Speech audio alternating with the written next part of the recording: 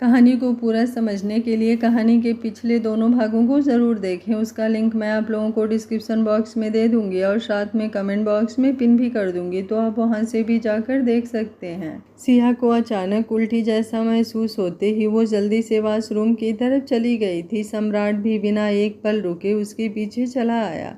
अंदर पहुंचकर उसने देखा सिया वॉश बेसिन के सहारे खड़ी थी। चेहरा थोड़ा उतर गया था और आंखें बंद थी, जैसे खुद को संभालने की कोशिश कर रही हो।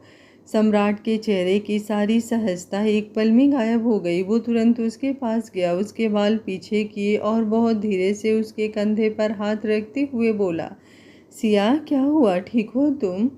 सिया ने आंखें खोली, पानी से मुंह धोया और हल्का सा मुस्कुराने की कोशिश करते हुए बोली, कुछ नहीं, शायद सुबह से भाग दौड़ ज़्यादा हो गई।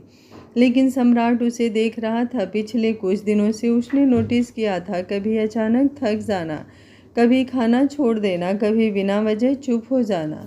उसने कुछ नहीं कहा, बस तुरंत बाहर गया और कुछ देर बाद नींबू पानी लेकर वापस आया। वो उसके सामने बैठ गया और गिलास उसकी तरफ बढ़ाते हुए बोला, पहले इसे पी लो। सिया उसे देखती रही। सम्राट ने गिलास उसके हाथ में देते हुए बहुत धीरे से कहा। धीरे धीरे सिया ने 2-3 घूंट लिए। सम्राट उसकी आंखों से ही उसकी हालत पढ़ने की कोशिश कर रहा था। फिर उसने बिना घुमाए सीधे कहा, चलो डॉक्टर के पास चलते हैं। उसने हाथ आगे बढ़ाया जैसे अभी लेकर निकल जाएगा, लेकिन सिया ने उसका हाथ पकड़ लिया। सम्राट रुक गया। सिया धीरे से बोली, अभी? सम्राट ने बिल्कुल सीधा जवाब दिया, हाँ अभी।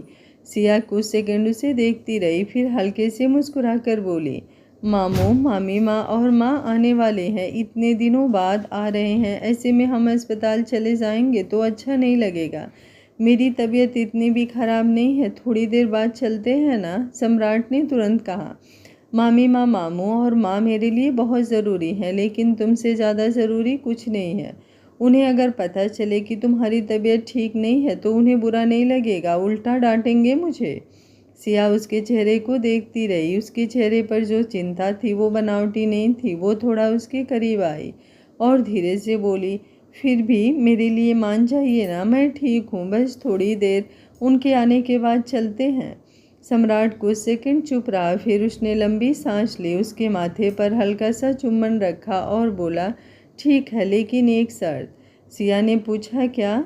सम्राट बोला, अगर फिर से थोड़ा भी ठीक नहीं लगा तो कोई बहाना नहीं चलेगा, सीधा डॉक्टर के पास जाएंगे। सिया हल्का मुस्कुराई और सिर हिलाकर बोली, ठीक है, तब चलेंगे आपके साथ दवा लेने। सम्राट उसके जवाब पर हल्का सा मुस्कुरा दिया। उसने उसका हाथ पकड़ा और दोनों कमरे से बाहर आने लगे। तभी बाहर गाड़ी रुकने की आवाज़ आई। नीचे से समर की तेज आवाज़ आई, आ गए, आ गए। दोनों ने एक दूसरे की तरफ देखा और नीचे आ गए। समर तो जैसे इंतज़ार में खड़ा था। जैसे ही गेट खुला और गाड़ी रुकी, सबसे पहले अनुपमा जी उतरे। उन्हें देखते ही समर बिना रुके भागा और सीधा जाकर उनसे लिपट गया। नानी माँ। अनुपमा जी पहले तो एक पल के लिए चौंकी, फिर तुरंत झुककर उसे अपनी बाहों में भर लिया। उनके चेहरे पर ऐसी मुस्कान आई जैसे महीनों की दूरी एक पल में खत्म हो गई हो। उन्होंने उसे कसकर पकड़ा और बोली, अरे मेरा बच्चा कितना बड़ा हो गया है। समर उनकी गोद में चढ़ते हुए एक सांस में बोलने लगा, नानी माँ, मैं स्कूल भी जाता हूँ, मेरी टीचर मेरी बहुत तारीफ करती हैं और मैं अब बड़ा भी हो गया हूँ। अनुपमा जी हंस पड़ी। उन्होंने उसके गाल को चूमते हुए कहा, अच्छा, इतना बड़ा हो गया है मेरा बच्चा। तभी पीछे से नीलिमा जी और अनुराग जी उतरे। सम्राट कुछ पल उन्हें देखता रहा, फिर धीरे धीरे आगे बढ़ा। वो पहले अनुराग जी के पास गया और झुककर उनके पैर छुए, फिर नीलिमा जी के, उसके बाद अनुपमा जी के। लेकिन जैसे ही नीलिमा जी ने उसके सिर पर हाथ रखा, उसके चेहरे की मुस्कान थोड़ी नरम हो गई। वो उठकर उनके गले लग गया। बहुत धीरे से बोला, आप लोगों ने आने में बहुत टाइम लगा दी मामी माँ। नीलिमा जी की आंखें भर आई। उन्होंने इसके सिर पर हाथ फेरते हुए कहा, अब हम कहीं नहीं जाएंगे मेरा बच्चा, तुम्हारे साथ ही रहेंगे। अनुराग जी मुस्कुराकर बोले। आते ही शिकायत शुरू हो गई बरखुरदार की। सम्राट हल्का हंस पड़ा। तभी सिया आगे आई। उसने पहले अनुराग जी के पैर छुए, फिर नीलिमा जी के, फिर अनुपमा जी के। नीलिमा जी ने उसे उठाया और ध्यान से उसका चेहरा देखने लगी। कुछ सेकंड तक कुछ नहीं बोली, फिर उसके गाल पर हाथ रखकर बोली, खुश तो हो ना बेटा। सिया मुस्कुराई, लेकिन उसी समय शायद थकान की हल्की परत फिर उसके चेहरे पर उतर आई। नीलिमा जी की नज़र बहुत तेज थी। उन्होंने तुरंत पूछा, सब ठीक तो है ना बेटा? सिया ने तुरंत मुस्कुराकर कहा, जी मामी माँ, बस सुबह से थोड़ा काम ज़्यादा हो गया शायद इसलिए। सम्राट दूर खड़ा उसे देख रहा था। उसे सुबह वाला पल याद आया, लेकिन उसने अभी कुछ नहीं कहा, बस चुपचाप उसके पास आकर खड़ा हो गया। उसके चेहरे पर अभी भी वही चिंता थी, लेकिन इस वक्त उसने उसे मुस्कान के पीछे छुपा लिया, क्योंकि इतने दिनों बाद घर सच में पूरा घर हुआ था। कुछ देर पहले तक घर में हंसी, बातें और मिलने की गर्माहट थी। इतने दिनों बाद अपने लोग घर आए थे तो माहौल में एक अलग ही अपनापन था। सब लोग फ्रेश होकर नीचे आए। डाइनिंग टेबल पर नाश्ता सजा हुआ था। विद्या आंटी और बाकी स्टाफ सब कुछ लगा चुके थे। समर अपनी नानी अनुपमा जी के पास बैठकर लगातार स्कूल की बातें किए जा रहा था। आज उसने किसे हराया, किसने उसकी ड्राइंग की तारीफ की, टीचर ने स्टार दिया और कैसे उसने अपने पापा की तरह जल्दी जल्दी मैथ सॉल्व किया। अनुराग जी बीच बीच में उसकी बातों पर हंस रहे थे और नीलिमा जी बस उसे देखे जा रही थी, जैसे इतने महीनों की कमी आज पूरी कर लेना चाहती हूँ। सम्राट बार बार सबकी प्लेट देख रहा था, किसे क्या चाहिए, किसके लिए क्या सर्व करना है, लेकिन उसकी नज़र हर कुछ सेकंड बाद जाकर सिया पर रुक जाती थी। सुबह से उसने 2 बार सिया को अजीब सा महसूस करते देखा था। सिया कोशिश कर रही थी कि सब नॉर्मल लगे, चेहरे पर मुस्कान थी, लेकिन आंखों के नीचे हल्की थकान भी साफ दिखाई दे रही थी। वो प्लेट में सबको सर्व कर रही थी कि अचानक उसके हाथ रुक गए, चेहरे का रंग हल्का उतर गया। उसने एक पल आंखें बंद की और अगले ही सेकंड अपना मुंह दबाते हुए जल्दी से कुर्सी पीछे करके उठी और लगभग भागते हुए नीचे वाले वॉशरूम की तरफ चली गई।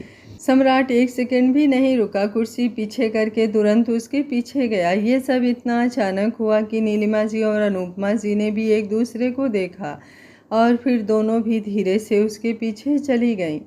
अंदर जाकर देखा, सिया बेसिन पकड़कर झुकी हुई थी, उसे उल्टी हो रही थी। सम्राट उसके बिल्कुल पीछे खड़ा था, एक हाथ उसकी गर्दन के पीछे था और दूसरा उसके कंधे पर।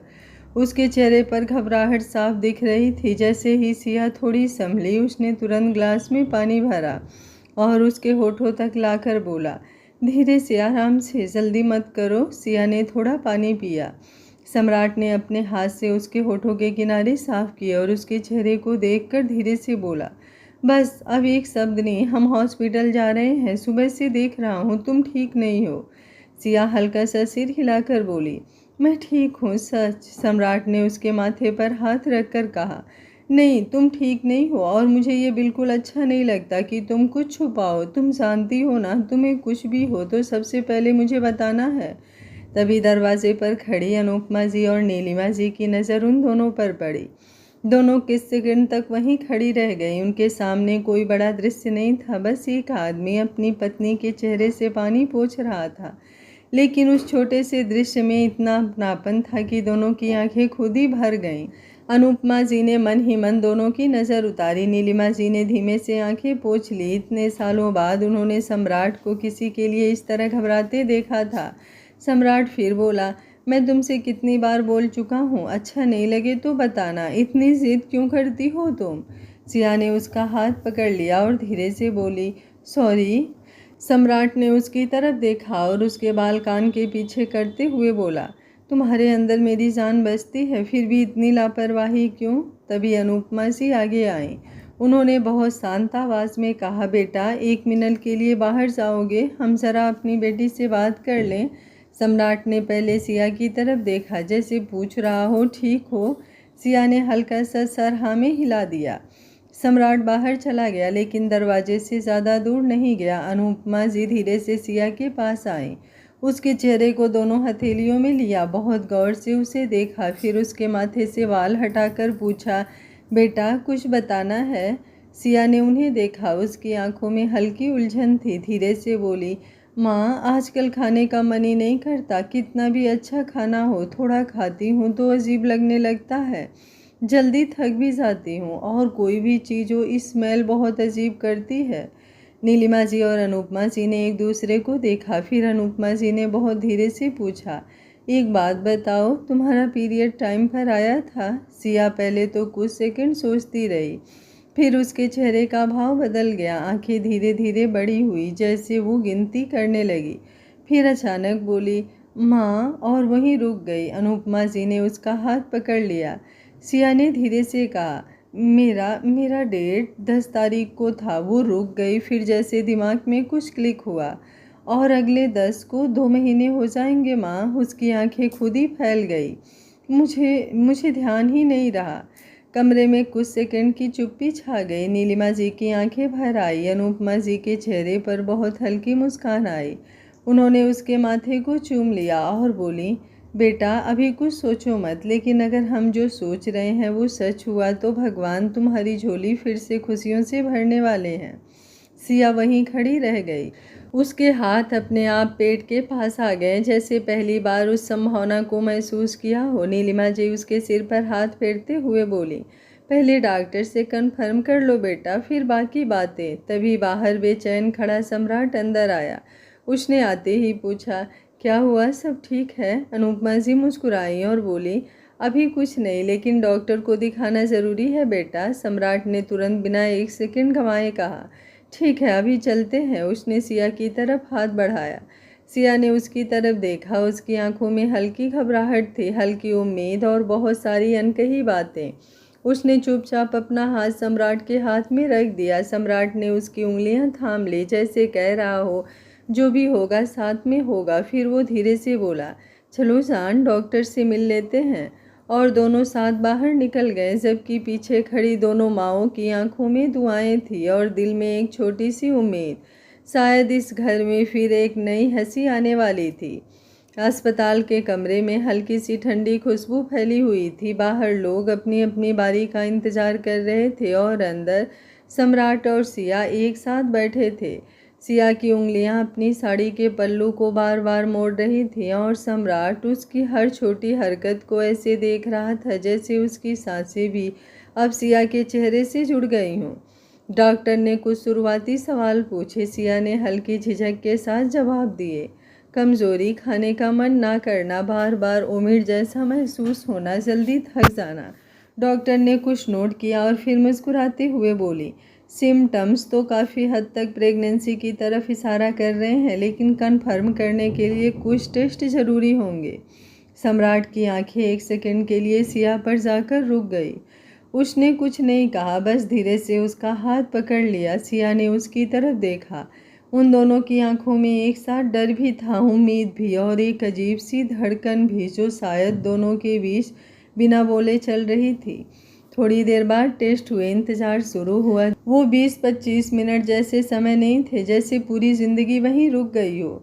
सम्राट कभी खड़ा होता, कभी बैठता, कभी डॉक्टर के कमरे की तरफ देखता, फिर सिया की तरफ। एक बार तो उसने झुककर धीरे से पूछा, अगर अगर सच हुआ तो? सिया ने उसे देखा और हल्का सा मुस्कुरा दी।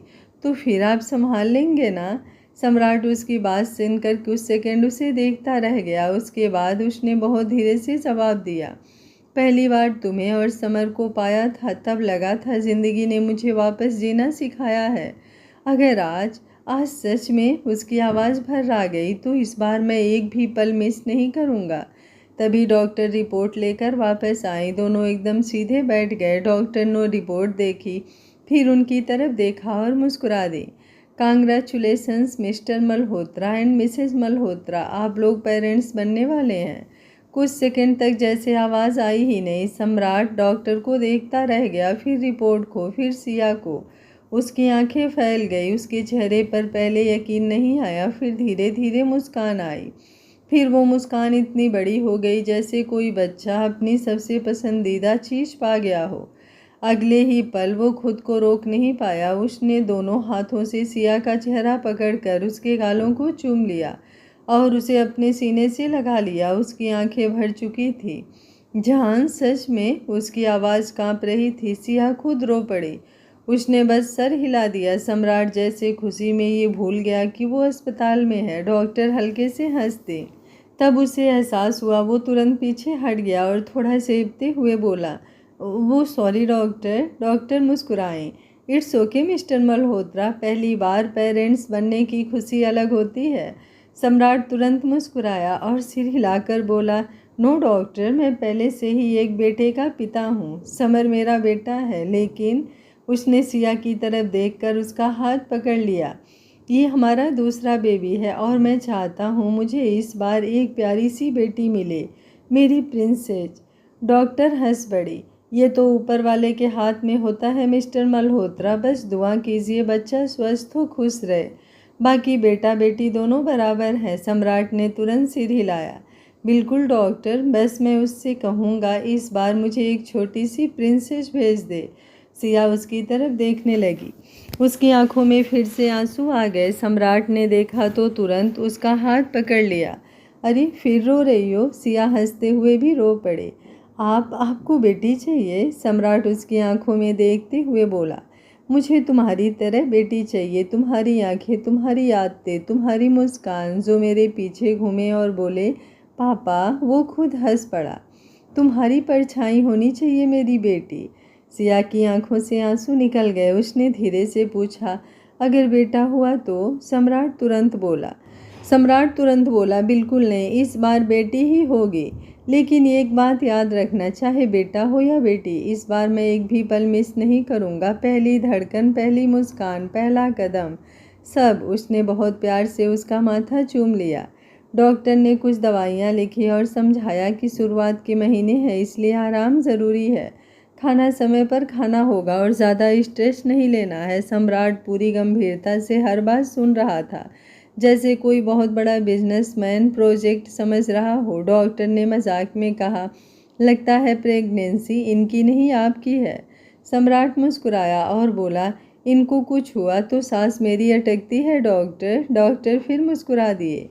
बाहर निकलते वक्त सम्राट ने दरवाज़ा खोला, फिर अचानक रुका, वापस आया, सिया के सामने खड़ा हुआ, उसके पेट की तरफ देखा, कुछ सेकंड चुप रहा, फिर बहुत धीरे से झुककर अपना हाथ उसके पेट पर रख दिया और फुसफुसाया, हेलो माय लिटिल स्टार, जल्दी मत आना, आराम से आना, पापा इंतज़ार करेंगे आपका। सिया वहीं उसे देखती रह गई। उसकी आंखों में इस बार डर नहीं था, सिर्फ भरपूर सुकून था। उसे लगा जैसे उसकी ज़िंदगी ने एक और रंग पकड़ लिया है और सम्राट, उसकी आंखों में वो चमक थी जो सिर्फ किसी ऐसे इंसान की होती है जिसे बहुत इंतज़ार के बाद अपनी खुशियाँ नसीब मिलती हो। अस्पताल से वापस आते हुए पूरे रास्ते सम्राट गाड़ी खुद चला रहा था, लेकिन आज उसके चेहरे पर जो शांति थी, उसके अंदर जो खुशी थी, उसे वो छुपाने की पूरी कोशिश कर रहा था।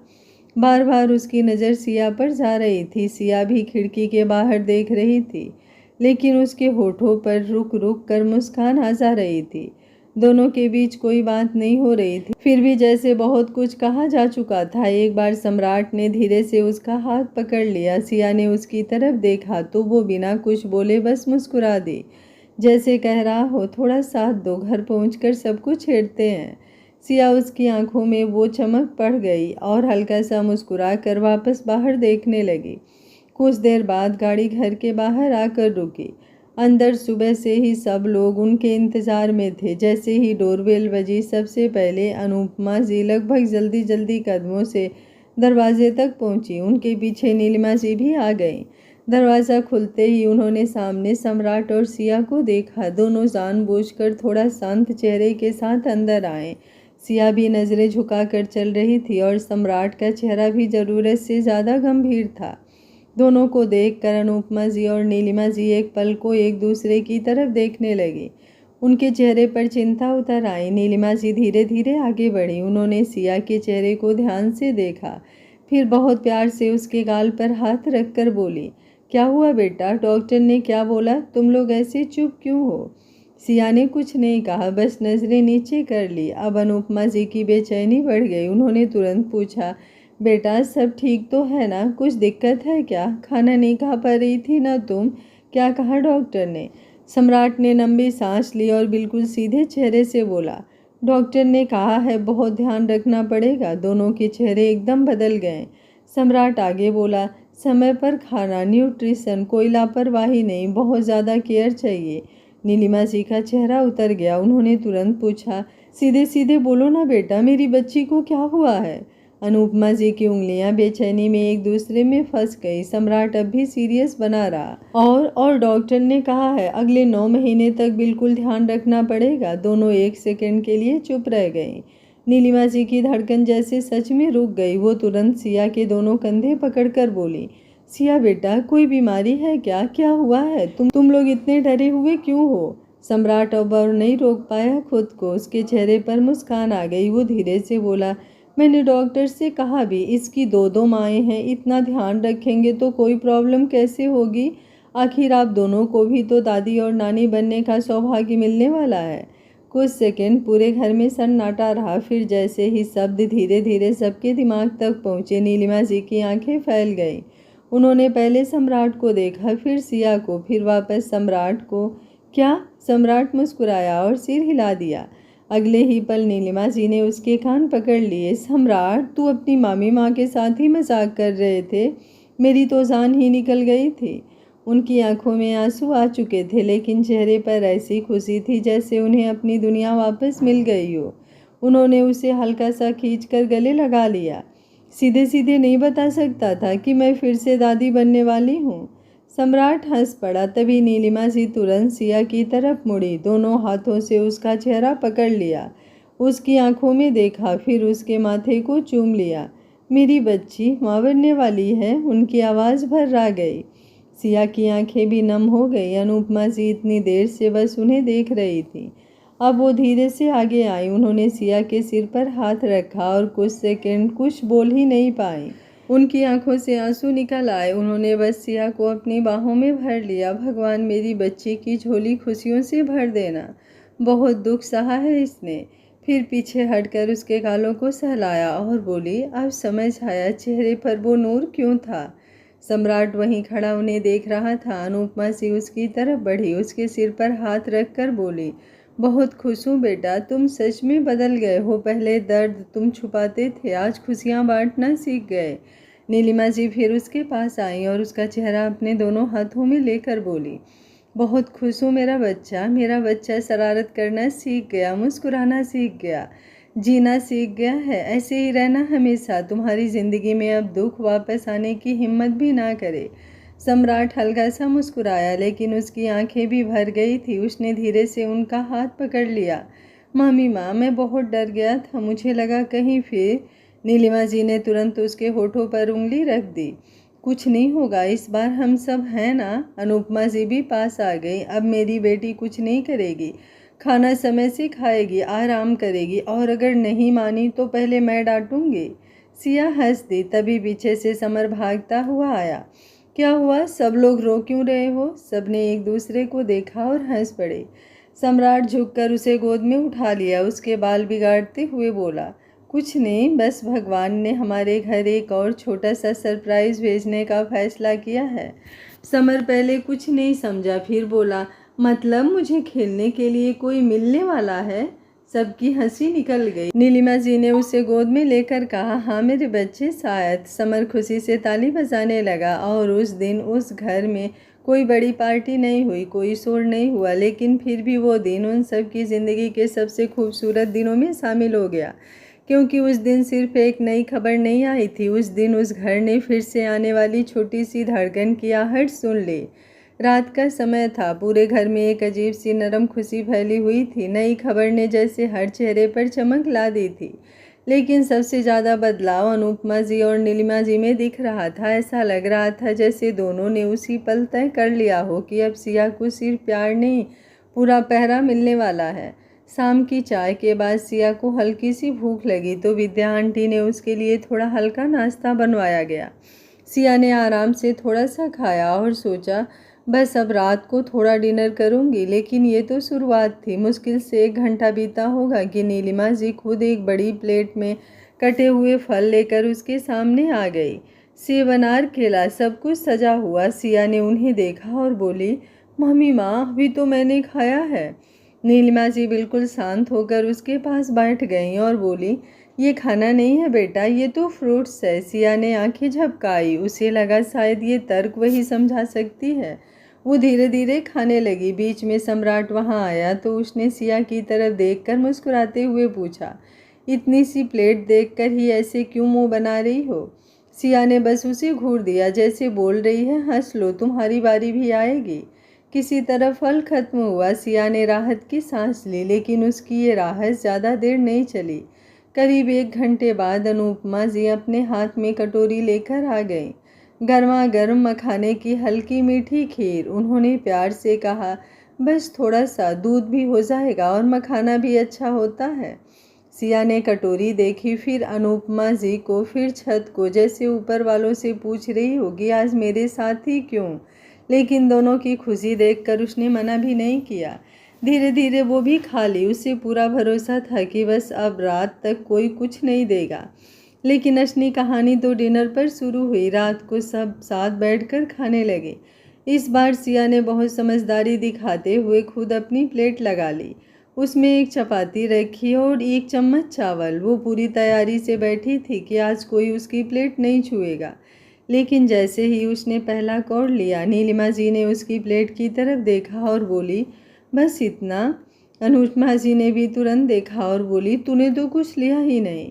सिया ने तुरंत जवाब दिया, क्योंकि शाम से मैं लगातार खा रही हूँ। नीलिमा जी बोली, लेकिन डिनर तो ठीक से खाना पड़ेगा ना बेटा?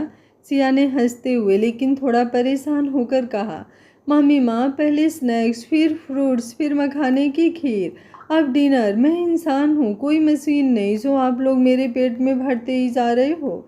समर हंस पड़ा। सम्राट ने पानी पीते पीते खांसी रोकने की कोशिश की। सिया धीरे से बोली, मम्मी माँ, मैं इतना नहीं खा पाऊंगी। नीलिमा जी तुरंत बोली, अभी से बहाने? अनुपमा जी ने प्यार से लेकिन थोड़ा सख्त स्वर में कहा, ऐसा नहीं करते बेटा, अब तुझे अकेले नहीं खाना है, अब 2 लोगों का ध्यान रखना है। सिया ने सिर पकड़ लिया और बोली, लेकिन 2 लोग हैं तो पेट थोड़ी ना 2 है। समर जो बगल में बैठा हुआ था तुरंत बोला, मम्मा मुझे दे दो थोड़ा, मैं हेल्दी हो जाऊंगा। सब हंस पड़े। सम्राट भी हंसते हुए बोला, बेटा तुम पहले से ही अपने हिसाब से काफ़ी हेल्दी हो। समर ने मुंह फुला लिया। उधर सिया धीरे धीरे खाने लगी, लेकिन हर 2 बाइट बाद कोई ना कोई उसकी प्लेट में कुछ और रख देता। आखिर परेशान होकर उसने दोनों हाथ जोड़ दिए।